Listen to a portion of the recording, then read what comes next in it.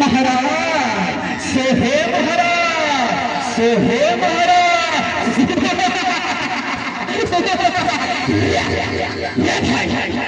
भाई भाई अगर पटरानी बनाना चाहता भाई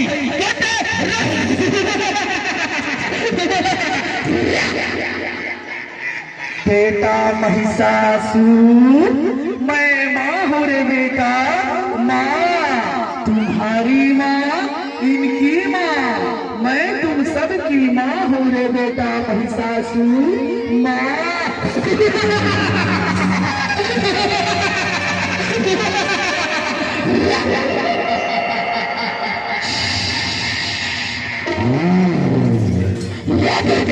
मेरी माँ तो सिर्फ ऐसी है मेरी माँ तो सिर्फ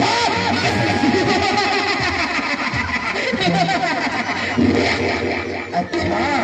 ये बात है बेटा तो सुन बेटा महिषासुर अगर तय बोला ये युद्ध महारा देवे ना तो मैं तेरे पटरानी बने बर तैयार हो बेटा महिषासुर अच्छा तो तैयार हो जा गुरुदेव तैयार लइका मन के सुना ले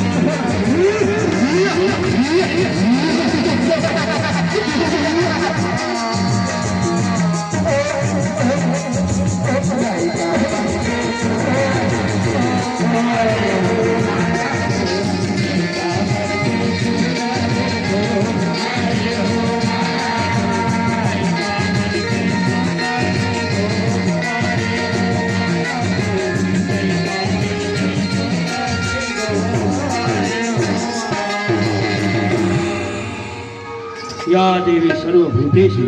मां दुर्गा रूपेण संस्थिता नमस्तस्यै नमस्तस्यै नमस्तस्यै नमो नमः।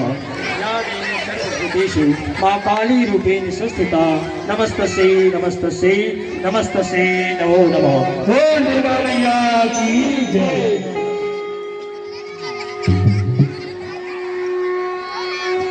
हुआ रुगी है कल सा